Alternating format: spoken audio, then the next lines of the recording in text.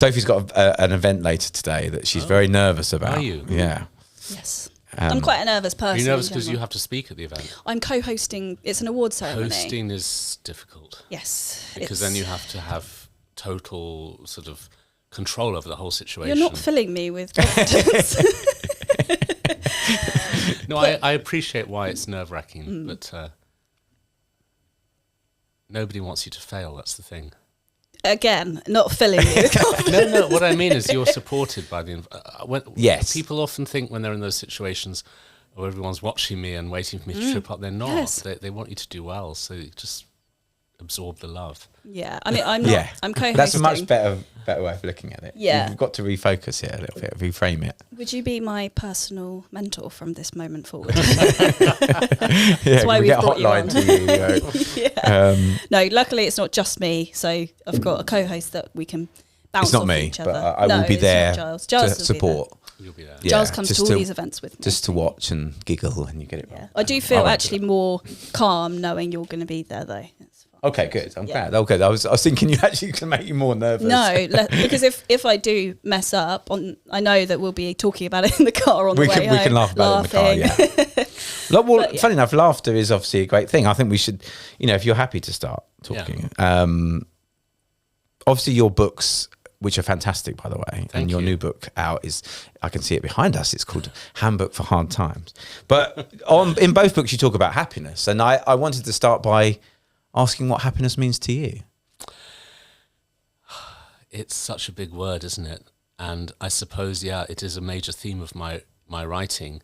And I think I basically see happiness as a skill that can be learned rather than a product that is given to us by the world around us. You know what I mean? I think quite often we all think of happiness as something that will happen to us when the things go well. And I like to think of happiness as something we can do in terms of a skill. And I think it's kind of a moment-to-moment thing as well. It's not some huge achievement at the end of a struggle, but more a moment-to-moment ability to stay positive and stay calm and enjoy the here and now. That's a skill, isn't it? It's a trainable skill. That's interesting you're saying about that, because I was thinking about the fact that we often look at things in a very much more binary way, like we're either happy or we're sad.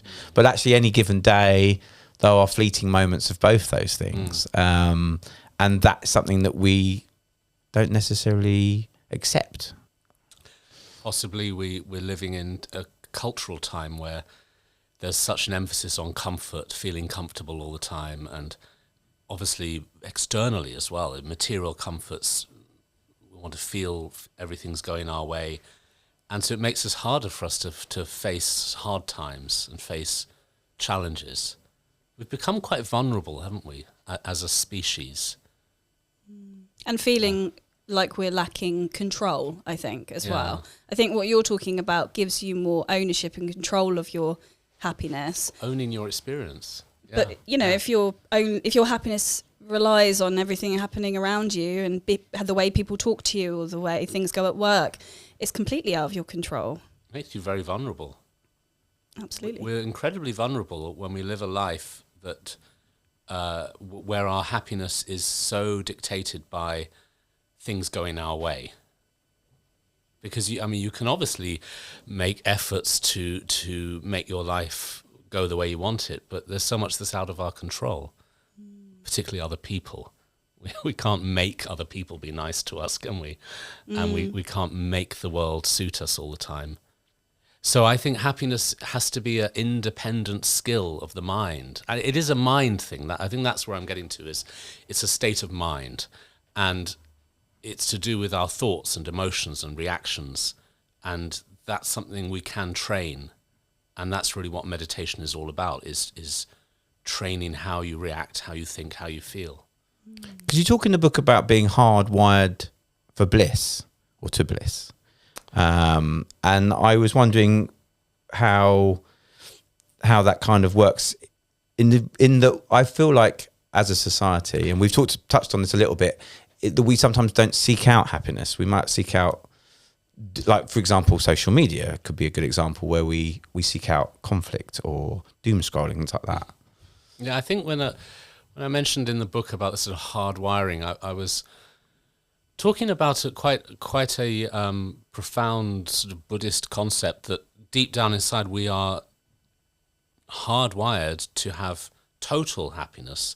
Maybe that's why the word bliss is used a lot, but it really means a sort of total freedom, total happiness, the kind of inner liberation that's our sort of our essence. But we're so out of touch with that. We're so caught up in the waves of the mind, the thoughts, the emotions, the reactions. And like you say, are we perhaps focusing a lot on the negative? Doom scrolling, it's such a horrible term, but it's it is, yeah. It's so apt, isn't it? Where we just endlessly look through our phones for all the bad news and all the judgments and all the nasty comments. And yeah, the negativity seems to be quite persuasive and quite invasive as well. It kind of comes at us all the time through... I'm not anti-technology at all. I mean, we're using it right now. It can be used in a great way, but I think technology is like food. We have to eat, and eating is good for us, but you don't want to just eat sugar constantly all day. You'll get ill. And I think we don't really have enough discipline with how we use technology. We're just kind of consuming it mindlessly often without thinking, well, shall I be a little bit more discerning about what I consume or how I consume or how often I consume, as we would do with food. It's an interesting analogy, isn't it? It's consuming. And the nourishment of it. The nourishment of what we're consuming. Yeah, is it nourishing? Is it nourishing? So often it's not nourishing. So often the messaging that we're subject to is making us feel worse about ourselves and about each other. And it's quite destructive. I mean, I suppose fear is a very lucrative industry, really, isn't it? In terms of, the news cycles and what we're seeing in the media, and that's how they sell products often as well, is fear. If you don't have this product, then you're going to be left out and stuff. And so, yeah, I feel like that's become a thing now. We are constantly living in fear. And would you say that negative emotions are often fear-based? Fear does seem to be at the root of so many things, and as you say, it's an easy way to get people to do what you want them to do, whether it be through advertising or also through politics. Use fear as the kind of mode of control. And sure, through advertising, we are having our anxiety kind of provoked all the time. Even in that subtle moment of being told, hurry up while stocks last. That's sort of plugging into that part of ourselves that is designed to worry about scarcity. That's a hunter-gatherer thing. Oh my goodness, I might starve, so I need to stock up. And that's sort of manipulated a lot through the messaging that we see in the media, as well as a feeling of being told that we're incomplete all the time. Oh, you can't possibly be complete without the product I'm trying to sell you. Surely you need this to feel okay, and without it you won't feel okay. So we're always told we are not okay without this product. So I would say fear is fear, anxiety, even at a very subtle level, is kind of driving our culture. And then, as you say, it becomes the source of so many other negative emotions. Our constant hunger for things is based on a fear of not having enough, and our constant irritation with things, even anger and hatred, comes from a fear of being attacked, a fear of being threatened. Yeah, and then scrolling through social media, you've got jealousy and envy, and it's often fear of either losing something you've got, or again, like you say, fear of scarcity. So fascinating. I was wondering if we could just, going back a little bit, talk a bit about you and your journey, just for the listeners that don't know who you are. How did you get so wise? I wouldn't so say calm. Look at you, look amazing. And you're sat. Giles and I have both got our legs crossed and we're hunched Very over. defensive, like with our arms crossed. And you're sat so calm. You know, you're sat like you're in meditation. I'm going to change my posture. Right. I wouldn't say I'm particularly wise, but I'm very lucky to have been taught so much about Buddhism and meditation, and to be able to kind of share that. And well, you are wise to seek out that knowledge. Come on, credit where credit's due. I stumbled into this through tremendous stress. I was never, you hear about these people who are kind of spiritual seekers and they find monasteries and temples or whatever, and that's great. But in my case, I just fell into a monastery because I was so desperate for help and I needed somewhere to go. I was really burned out very young. At 21, I was ready to just collapse. Wow, that's young. I was living such a frenetic lifestyle, and I was very unhappy, and I didn't know how to deal with my emotions. I was bottling everything up and pushing everything down and trying to just stay busy so I wouldn't have to look at how unhappy I felt. And this combined with a very unhealthy kind of party lifestyle really drove me into a state of burnout, a state of like a breakdown. And that's when I discovered meditation. Sometimes in the darkness you find some light. It can be like that, isn't it?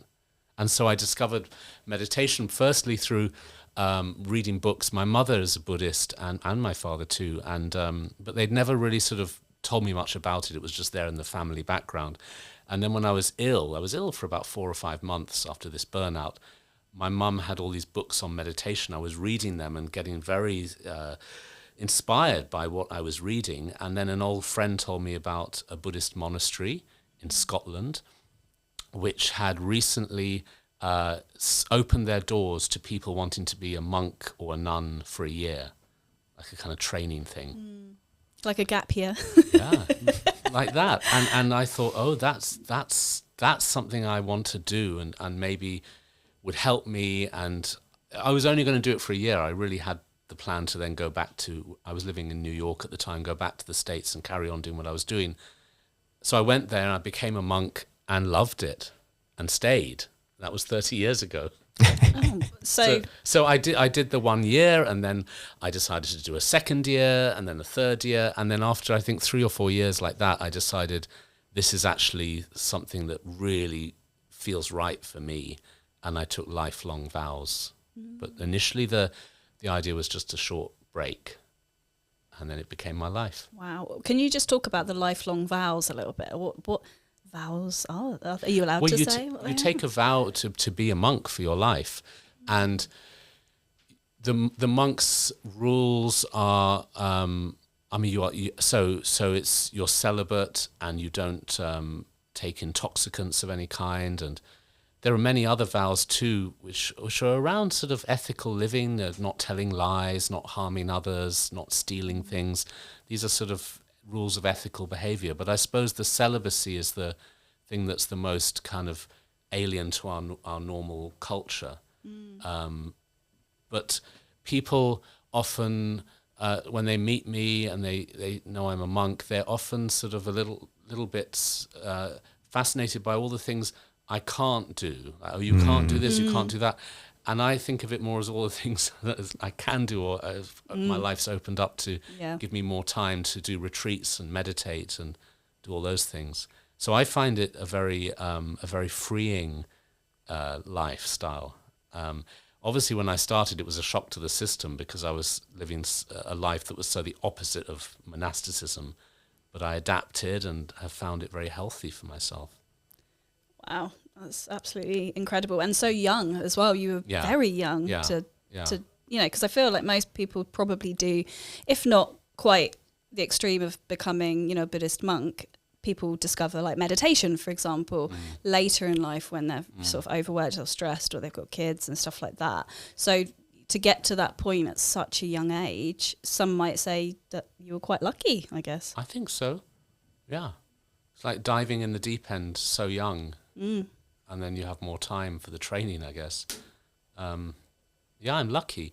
I'm lucky that suffering and burnout led me to this lifestyle. I'm really lucky that I found something positive in that dark state. And so when you say the training, can you talk us through a little bit what that looks like? Yeah, I mean, the training is ongoing. It's always training, learning, meditating, studying Buddhist philosophy, learning more about meditation, doing meditation. And then you have these very intensive training periods where you do retreats. So the retreats can be of any length, but they're often several months or even years. The first retreat I ever did was 9 months long, and that was in my second year. And that was really hard, really difficult, because you're just alone with your thoughts. And silent, I presume. Yeah, and you were pretty much silent, and you are doing meditation all day. And then later on, after being a monk for a few more years, I tried a more, you could say, extreme retreat. It was 4 years long, and that was in 2005. So these are examples of the kind of training. Yeah. But then also the training is every day and all your life, and right now in this moment, training to try to work more on one's mind and work more on developing compassion and kindness in the moment, whatever one is doing, and the life's experiences become training.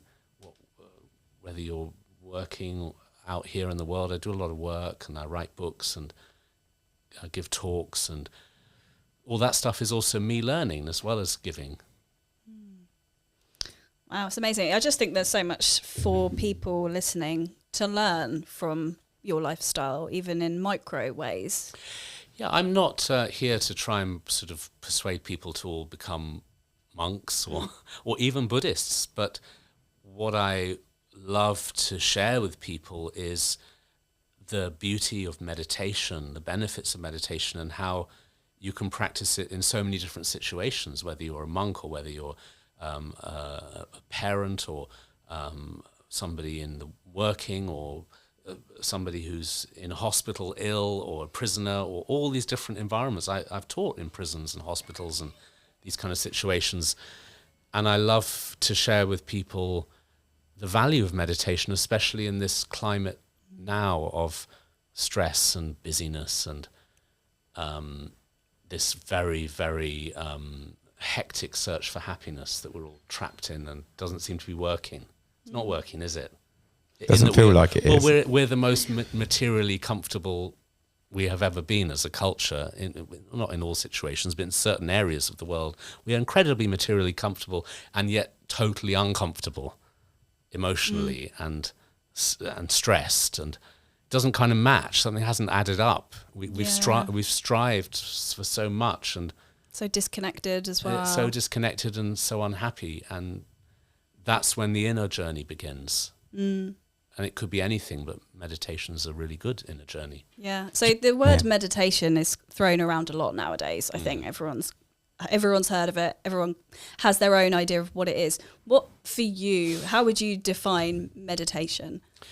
Well, it's a training of the mind, and you're learning how to work with your thoughts and your emotions and your reactions. You're learning to train and transform your mind, and I think it's all based on an understanding that your mind is the most important thing in your life, because you experience everything through your mind. It's like a filter. So if you can clean the filter in some way, if you can change the filter into something more positive, what you experience will be seen in a different way. And your thoughts and your actions and your words will come from a wiser, more calm place, and you'll feel happier and more connected, and you can develop compassion and empathy and forgiveness and all of those skills. They're all states of mind. But the training of meditation is it's like daily exercise. It's like going for a run or going to the gym or doing something which we would do for our body, but for our mind instead, which is so important and so forgotten often, isn't it? To think, oh, I should do something for my mind. It's almost like we have that thought when we're really, really falling apart. Oh, I really need to sort my head out now. But Yep. Wouldn't it be more effective to think of mental health as an optimization of who we are in each moment rather than waiting until we're really falling apart? And then, of course, at that time too, meditation can be helpful. But right now, meditation could be part of our work as human beings to stay well in ourselves. I think that comes down to a lot of things we've covered, but in regards to that we are more reactive to situations or the world around us. And, you know, obviously with meditation, if you can take some ownership and be proactive so that you're not necessarily going to get to those periods where you will have to be reactive. Yeah, you're learning to stabilize the mind and get more of a, I don't want to say control, it's not like you're trying to control your thoughts, but maybe to be less controlled by your thoughts. I think it's all about being in the driving seat of your own mind, because we're kind of driven rather than driving. Do you know what I mean? There's so many thoughts and emotions that we have that we don't want to be having. So what's that about? Who's in control? It feels as if we're sort of in control of our lives, but not our minds, because our minds do all kinds of stuff that gets us into real trouble. Yeah, why would anyone want to feel angry or jealous or any other negative thing? Yeah, and yet it happens. Yeah, and we have control over it, but we kind of don't. And so meditation is where you learn how to gain more authority and power over yourself in a good way. But it's a regular training. It's a daily training. It's not just a one-off experience here or there. It's how to really keep working on the mind, both sitting down and also when you're moving around, because meditation is also to do with your daily life and being mindful in different situations. Yeah. Okay, so for those people like me, for example, who dabble, I have to admit, when I've for years I've been off and on trying to meditate. I have to be honest, whenever it comes to it, I always, whether consciously or subconsciously, see it as a waste of time, because I live this busy life where I'm working constantly and I have emails to respond to and work to do, and then sitting and doing nothing feels like a waste of, I use that in inverted commas, a waste of time. What advice would you give to somebody that has never meditated? Yeah, basically, this podcast is basically just a therapy session for me. It always is. I always turn it around. Yeah. What advice would you give to somebody who doesn't meditate at all, has never meditated, and has a busy life, kids, husband, wife, whatever, and is overwhelmed with the idea of meditating? I hear you. I understand that people would sit down and think, I don't have time for this. That's too many other things to do. And would this be a waste of my time? I should be busy doing those emails and doing those other things. But if you can understand that taking time out to meditate will help you to function in the world better and more efficiently, then you would feel it's not a waste of time, but it's doing something that will help you to use your time in the right way.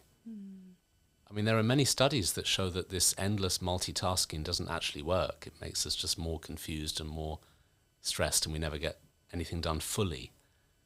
But if you meditate, you can live your life more fully. And I don't know if we really enjoy our lives that much because we're so busy with the past and the future and not really present. And so if you understand that training in being present will help you to live a fuller life, you wouldn't necessarily feel it's a waste of time. You'd feel it's giving you something that will enhance and optimize your experience of reality in a positive way and help you to suffer less, because we do suffer. And yeah, you could be having a really busy time and you could feel really productive and that you're on top of everything, and then life hits you in certain ways that just make you fall apart and we don't have the resilience. And that's when our meditation training would have really helped us in those moments.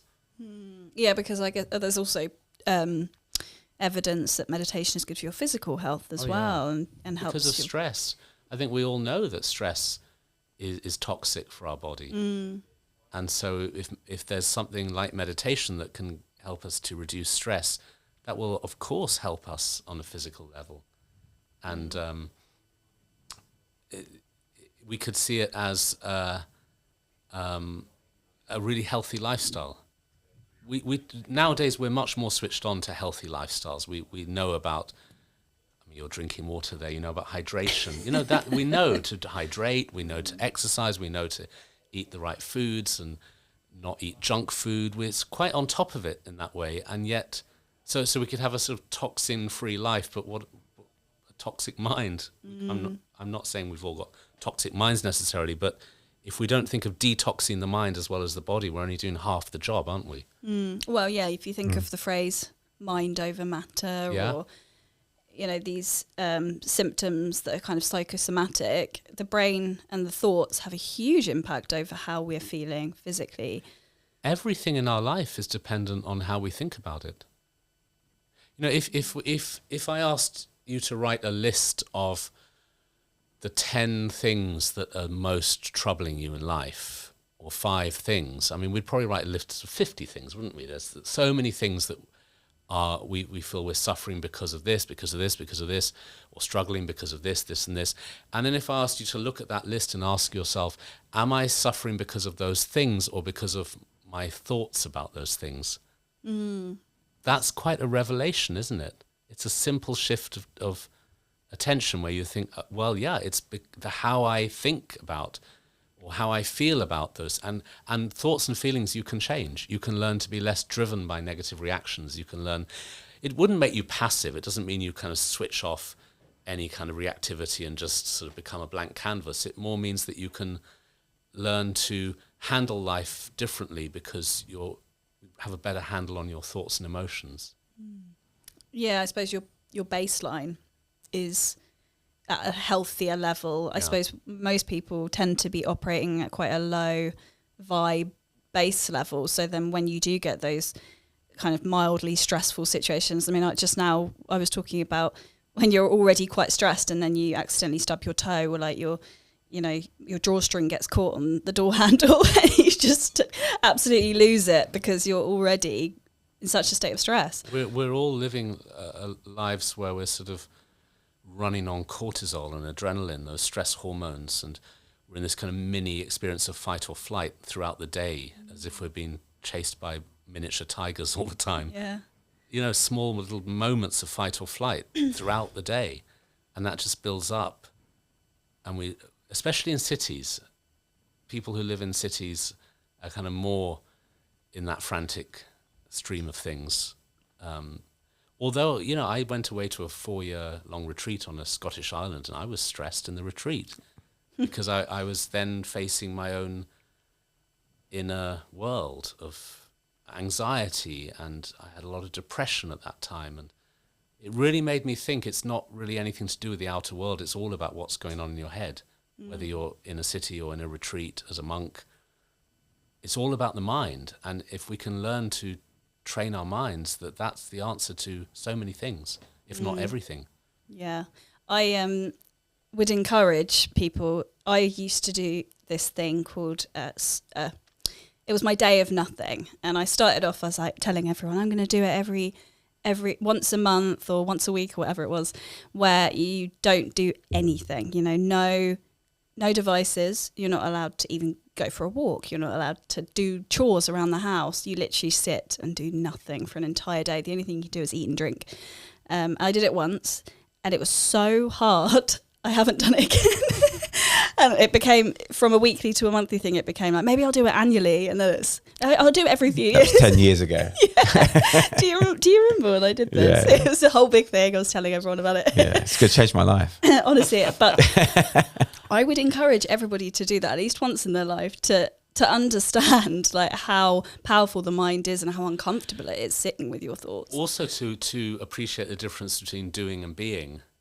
So we're always doing, and there's very little time just to sit and be. But yeah, it can be quite challenging to sit there with your thoughts. But then you start to understand the need to do some work on your mind, and you feel kind of encouraged to do that. But I do find many people struggle to meditate. Okay, so there's the situation you mentioned where we've got the busy life and we think, I don't have time for this and I'm wasting my time if I do this. That's one area where people, you know, they don't want to meditate because of that way of thinking. And then the other thing that happens is people say, oh, I tried meditation, but I couldn't do it because my mind was too busy. I failed. I was rubbish at that.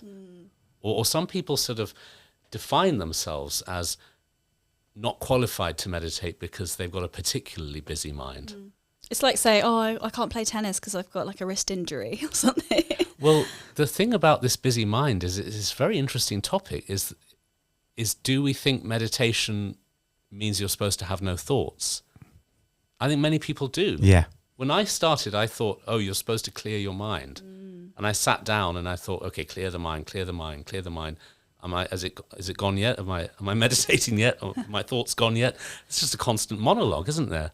Well, and also I'd argue that the more you're telling yourself to clear your mind, the more thoughts that are pouring in there. Totally. The louder they shout. Yeah. And then when you get that split second of silence, then the inner try and fill monologue it. jumps in. It's like, oh, I did it. Yeah. Oh, now it's come back again.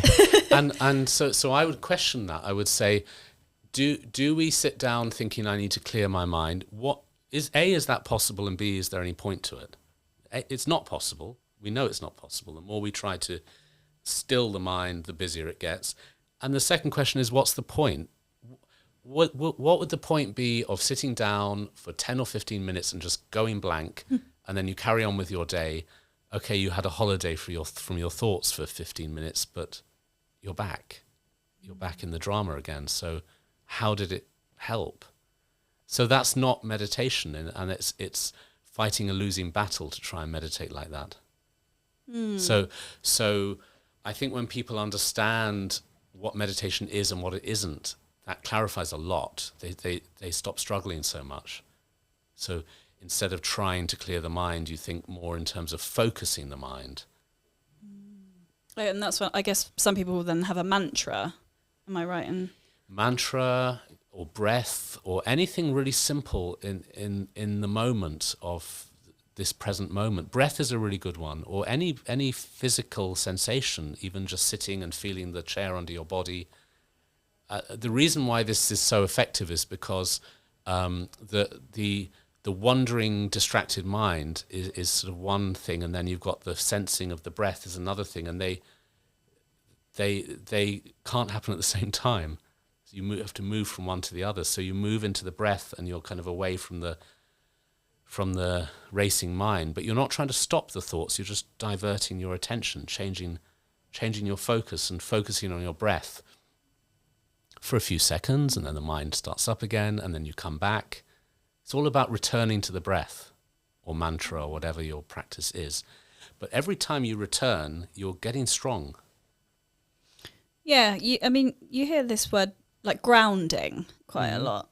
And again, I think it's quite a vague word that people use, if they're feeling heightened or anxious or whatever it might be, and then they ground themselves. Like, what is actually the definition of that? What are you doing when you're feeling grounded, or you're grounding yourself? You're moving from rumination to interoception. So you're moving from the wandering, distracted, kind of gabbling mind into interoception, is where you sensing the feeling of the ground under your feet, or you're using the sense perception rather than the thinking mind. So you move into that sensing of the floor under your feet or the chair under your body. And the reason it's so grounding, as in, bringing you into the here and now and feeling stable and feeling strong, is because the part of the brain that deals with rumination and mental chatter, and the part of the brain that senses the breath or the body, are called competing brain networks. You can't be in the two at the same time. It's one or the other. So you move from one to the other, and that takes you away from that frenetic thought pattern. Oh, I didn't know that. That makes a lot of sense. It's really interesting, isn't it? And I've been doing it while you've been talking. Every now and then I'll just sort of focus on my breath, and it does. It takes you away from like whatever brings you into a state of emotion calm you're feeling. And it's not about blocking the emotions. It's not about blocking the thoughts, but it's about training yourself to be less sucked in by it all, and then you can start to step back and have greater choice in terms of how you think and feel. Breathing is incredible, and actually we probably don't breathe properly a lot of the time, I think. And I've heard stories, and we might have discussed this, that even like, for example, we've talked about this earlier, social media, you might be going to post something, and you're not breathing, you've stopped breathing, or you might be reading something and you stop breathing in those moments, which again would heighten. I found those that when I'm feelings. ironing things. Oh, really? You can imagine these robes require a bit of ironing. They really do, otherwise they look like a kind of tea towel. And I find that sometimes when I'm ironing, I catch myself holding my breath. And then I think, remember to breathe. Sometimes when we're really focused on something, like you say, with a computer, with writing, and you realize you haven't been breathing, it's not healthy, is it? So I do think that we maybe need to think more about how we're breathing and let that become a training. Yeah.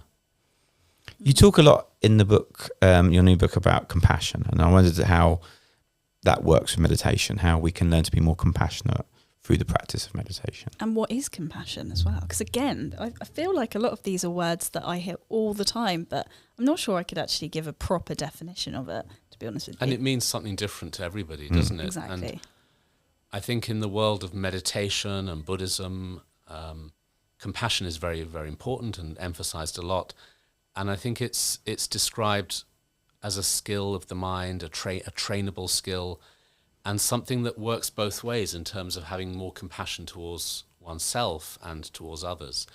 And the self part is very much to do with modern life and how in this modern world we're so down on ourselves more than ever. I think particularly because of the inputs from the media and from social media, all of that sort of telling us we're too fat or too thin or too this or too that. And there's a sort of constant feeling of I'm not good enough, or there's something wrong with me, or everyone else is doing better. So we're quite hard on ourselves. And compassion is very much about self-acceptance and being okay with yourself and feeling good about yourself, and also letting that expand out to others, to accept others how they are. We live in a world of such judgment, judging others. They shouldn't be like this, they shouldn't be like that. And sure, people are doing and have throughout history done really terrible things to each other. And it's, of course, we can stand there and say, that's a really terrible thing that happened. Sure, but there's another level where we are just constantly finding it hard to see the good in anybody and just seeing bad all the time and finding it hard to connect to others. Compassion is a connection with others and a wish to help them, a wish to be of help to the world. Compassion can make your life feel very different, because the more you train in compassion, the more you think of yourself as somebody who wants to do good, and not in a kind of goody two shoes kind of polishing the halo type way, but more real, more just real kindness in everyday life, being very sort of focused on that as you go through your life. But I think that the source of all of this is how you treat your own thoughts and your own emotions. We tend to be very hard on ourselves internally. When we have a thought or emotion we don't like, we feel ashamed of that or bad about that, and we want to get rid of it. And when you can have this kind of resolving of your inner landscape inside yourself, then that can spread externally as well. And there are techniques for this. And in my books, I talk about those techniques and explain them in quite a lot of detail so they can become practical tools.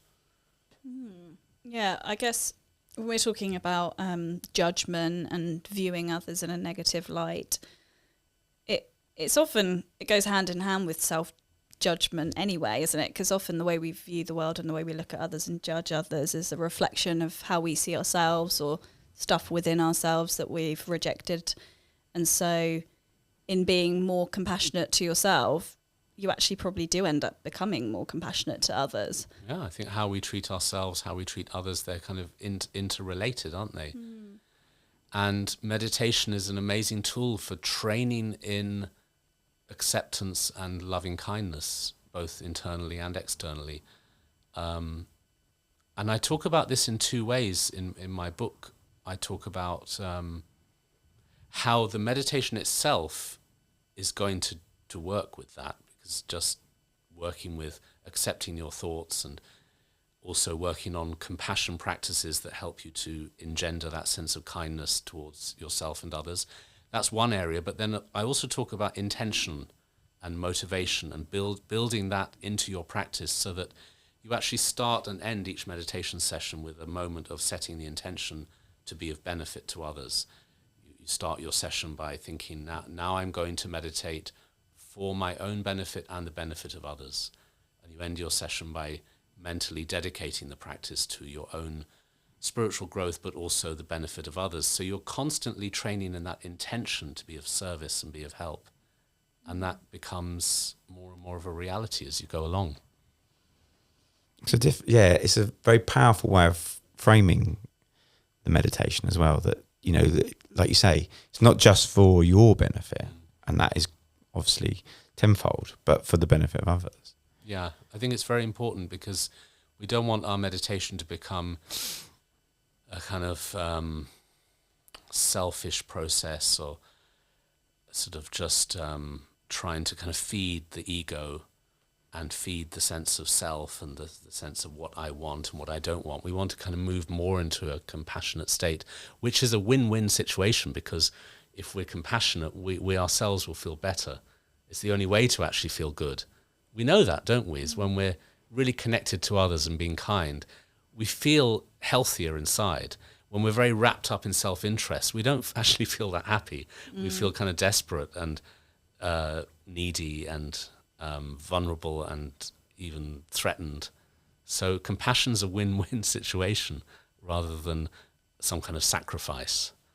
I was going to ask you about community as well, and the function of community and how that can be beneficial for our functioning in life around community. Can you talk a bit about like community and how obviously using compassionate practices is obviously useful if you've got a tribe around that we have fallen out of that culturally so much, haven't we? The idea of large extended families, communities, tribe, all of that. We've become much more isolated, especially in cities where we live in, maybe in streets with houses. The house touches the next house, but you don't know who's on the other side of the wall. In blocks of flats where we're all next to each other, but not next to each other, unconnected. And then we sort of are connected through social media, but on a very different level with many friends we don't even know. They're sort of friends. And then there's a kind of digital relationship where we're very, very intentional about what we share of ourselves. And it's not a real relationship, is it? It's not authentic, is it? It can be, but it's not always. And so we have become very connected, but very unconnected. And so in terms of community, it's really helpful when one can find a community. And so communities of meditators, groups where you join a meditation group or you work together for a charity. There's a kind of group exercise of trying to do something positive in the world. But then at a deeper level, especially if we can't find that physically, compassion meditation turns the whole world into your community, because you're trying to establish compassion for all sentient beings, which includes animals and insects and every life form, and that becomes your family. And you can practice meditations where you connect from the heart with all of existence and start to spread that idea of loving kindness and connection, and then you are in a huge tribe, and that can be enormously fulfilling. Yeah. I need to cough, I'm sorry. It's easier. I had a tickle in my throat for the last like half an hour. Before we finish, I was going to ask you, for anybody listening who has enjoyed this conversation and wants to kind of have a go at meditation, if it's their first time of trying it, is there a simple kind of practice that they could do to start that process that they could learn from going forward? Well, I do think breathing is a great place to start, and that's a very traditional and well-known meditation technique that everybody practices when they want to learn meditation, and then they might branch out from there, or they might stay with that.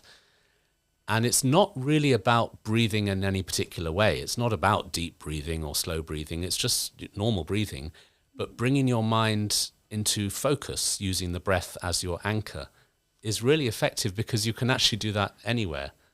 I mean, we're breathing 24/7, aren't we? So it means that you have access to meditation wherever you go.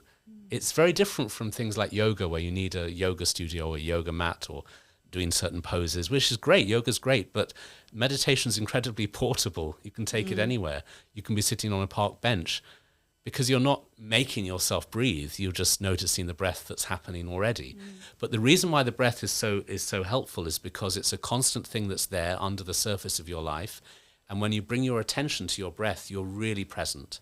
And also you're going beneath the storyline of your life and into the reality of this moment. And so then, you're focused on your breath, and then your mind wanders, of course. It goes into distraction. That's normal. It doesn't mean you failed, but then you gently come back to the breath. You're with the breath again, then your mind wanders, you come back. That constant returning to the breath. It might be a 5-minute session. It might be a 10-minute session, and you're just coming back to the breath gently again and again. That makes you strong over time. It's an exercise that strengthens your ability to be present. It strengthens your ability to let go of the thoughts and emotions that are causing you trouble.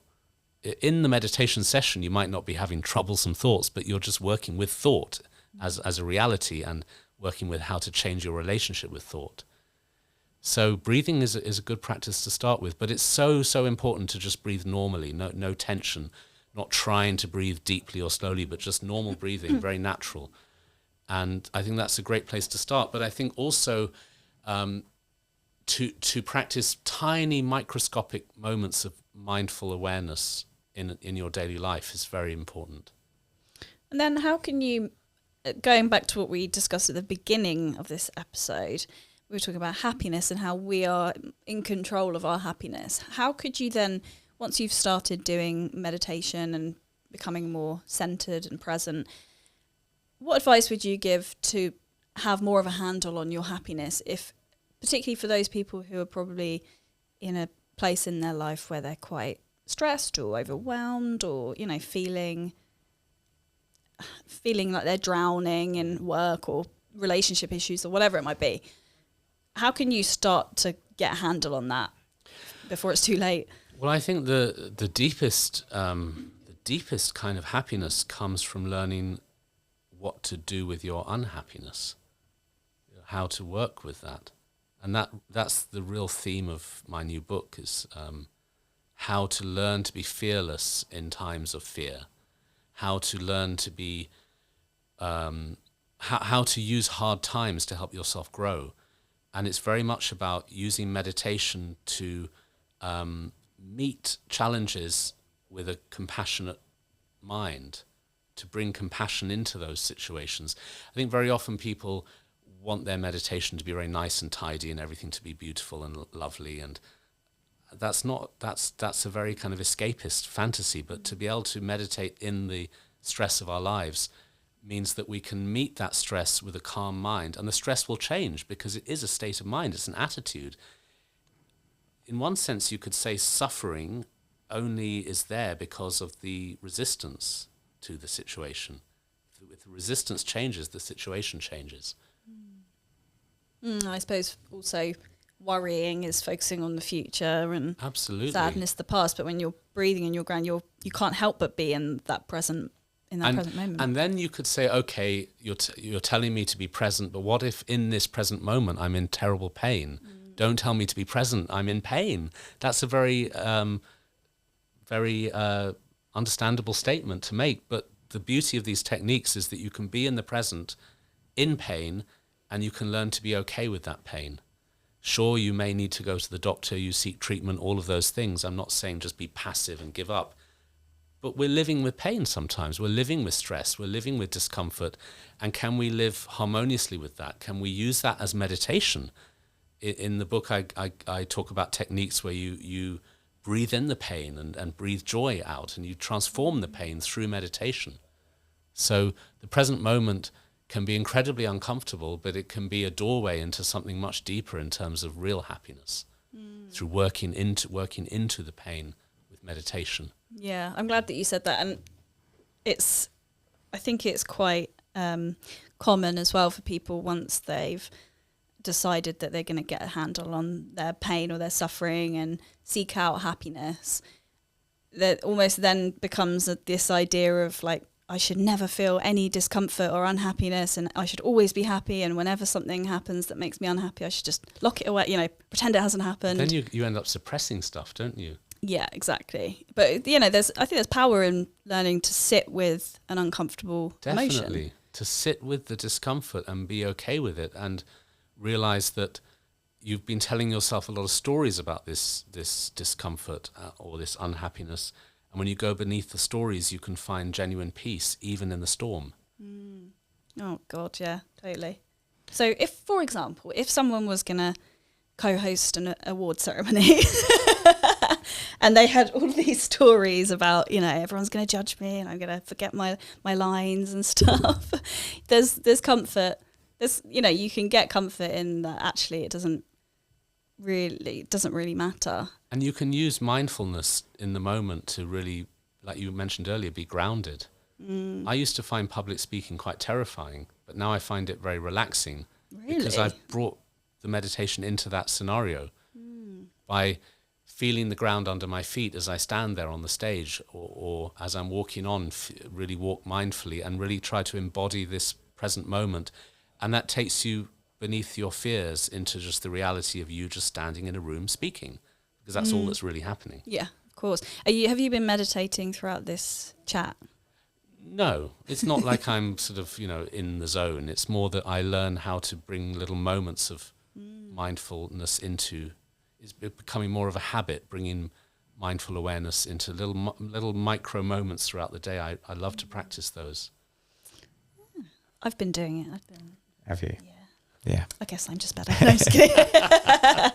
No, but it is like, do you know what? The breathing thing has blown my mind a little bit, because it's so simple, and yet so many times throughout the day I just stop breathing and never really think about my breathing. But even while we've been chatting, I've been every so often like just taking a breath in and focusing on it. Being more conscious, yeah. And I'm living a conscious life instead of an unconscious life. Right. That's what it's about, isn't it? Yeah. We live so unconsciously so often, and we just kind of float through life, and then something hits us and we're not ready for it. But the more consciously we can live, the more we can really be in charge of our own happiness and in charge of our own path, have more power in a good way, good power. Gelong Thubten, thank you so much for being with us today. It's been so great. I'm a great admirer of your work. Your books are fantastic. I listen to Samten, your app regularly, so I'm used to hearing your voice. It soothes me greatly, and I've done quite a few meditations with my youngest son as well, and it's always been very helpful and useful, so thank you so much for your time. And where can people find you? Because I'm sure so many people listening will want to obviously download your app, Samten, isn't it? Samten. Yeah. Buy your books, but also just hear more from you. So if you look me up online, then the talks I give are usually advertised there, and I go around giving talks, give workshops, retreats. Everything's online these days. You can find me somewhere. Yeah. I've got a website, gelongthubten.com, and on there it's all there. Thank you so much for your time. Really appreciate it. Thank you. Thank you.